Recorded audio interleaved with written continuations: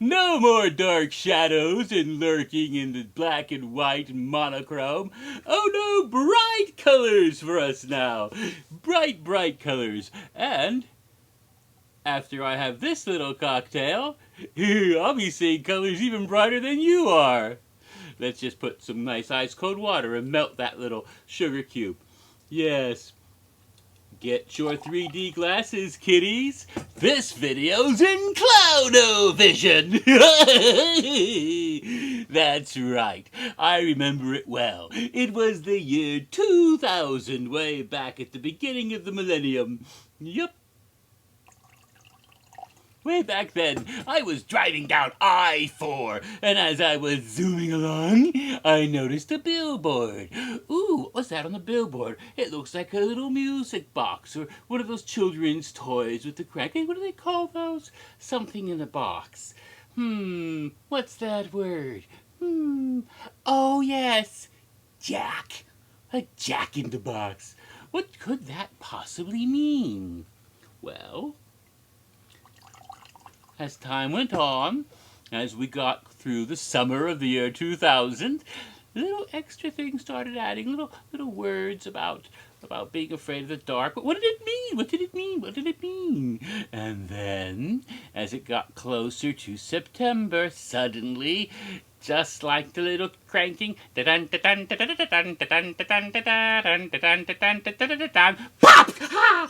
It jumped out at us, a huge, bright, candy-colored clown with big, sharp, bloody teeth and weird eyes and ghastly grin. It was a fiendish, evil clown. Ah! Aren't afraid of the dark? You don't know, Jack. That was how we first saw him. And wouldn't you know it, we had a big convention of unconventional people showing up right here in Orlando. I think it was the first and only time that Fangoria magazine had their celebrated Weekend of Horrors. And they held it at a little hotel off of I-4 right next to Kirkman Road, just around the corner from Universal Studios.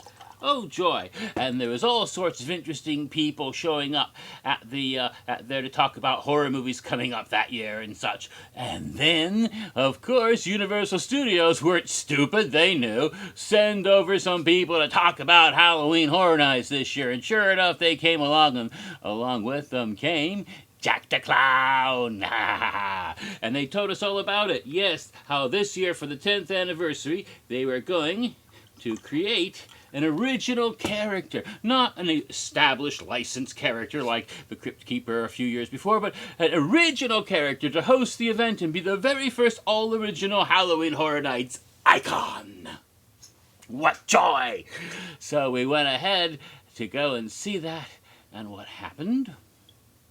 I mean, I went to the Fangoria thing, right? So I'm there at the Fangoria Weekend of Horrors, and there's that Jack the Clown bouncing around the room where people are buying merchandise and meeting Tom Savini and the other people who were there. And all of a sudden he looks at me and comes right up and goes, "Hi, Jimmy." And I went, "What the fuck? What?" They say you don't know Jack, but Jack knew me. How? This was years before we had internet social networking groups. I mean, I wasn't even on the internet yet. This was years before, things like the Vault. Nobody knew who I was. And this evil clown knows me? It's like Santa Claus. Does he see me when I'm sleeping? What does that mean? Oh dear, it was kind of creepy. Well, it was a little bit later that I figured it out. Somebody told me that the Jack the Clown I saw was being portrayed by someone that knew me. It just so happens that before I became Dr. Jimmy, I was a graduate student and working on my doctoral degree. And at that time, in order to pay for that kind of stuff, tuition and all, I had to have a job full-time working for Disney, where I was at the Adventurers Club at Pleasure Island. And while I was working there, someone who trained me there just happened to be another Jimmy altogether, a guy named James Keating, an actor who eventually went to Universal and became Jack the Clown that first year. Small world. No, that's Disney. Anyway, so That's how it all began with the icons. And so there's been a personal touch with the icons from the get-go with me, I guess. When they reach out and tell you who you are, and you're going, and so it was. Well, sugar has to melt by now. Come on, just a little more ice water. A little more ice water on top of this spoon. Okay. So, Jack was a huge success that year, and he was all over the event that year. He wasn't just in one haunted house or one show. He seemed to pop up in other houses, and if you were on the Earthquake ride, oh, there's Jack. And then you're on the Jaws ride, there's Jack. He was everywhere, and he was even there next year. Yeah, they wanted to make a new, completely different character for 2001, and it was going to be a darker, more violent character. Yeah, Edgar Sawyer was a movie fan, and he loved movies so much, but then he saw one too many horror movies, and when that happened, look out, Lecter mask and chainsaw going, Eddie, but we had the shocking horror of 9/11 and planes flying into the World Trade Center and the Pentagon, and the world is struck with terror, and Universal thought maybe we should tone down the violence of Halloween Horror Nights this year. And they took Eddie out of the event. They tried to soften him at first. They put clown makeup on him and called him Eddie Schmidt and made him this Jack's little brother. Maybe he and Jack would be at odds with each other. And they added, instead of the I see you, they started talking about no more clowning around. But that too was nixed, and they ended up with just using Jack. So you got to Halloween Horror Nights 2001, you saw the house run that Eddie was supposed to be in, but he wasn't there. But Jack was everywhere again. Well, you couldn't keep that clown down. He came back the next year. Actually, he didn't. He came back in 2004, again with the Halloween Horror Nights Nightmares, the Horror Nights Nightmares Haunted House. And he also, in 2006, of course, the big Sweet 16, when he took over the Shady Brook Asylum and drove all the inmates even bunkerers than they already were. But, during those other years, he did show up occasionally. I mean, he popped up on peak nights when he had nothing to do with the event. Suddenly there was Jack in a rat race. Good heavens, you couldn't get rid of him.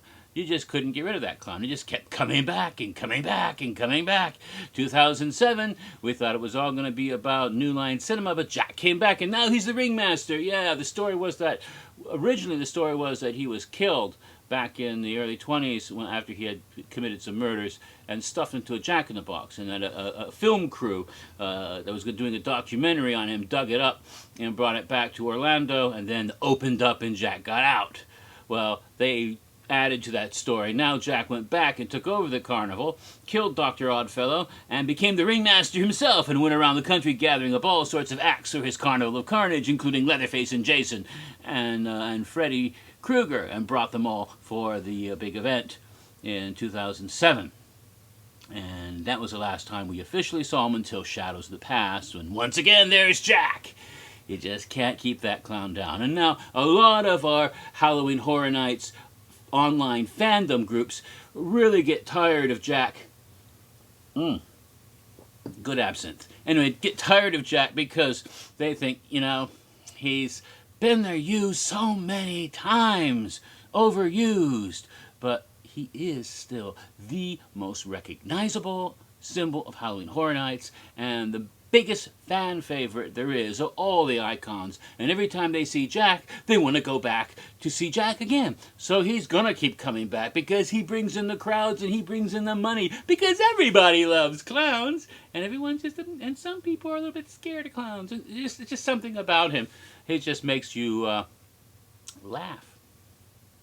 So put a smile on your face and don't be sad, because Jack's going to be back this year, whether you want him to or not.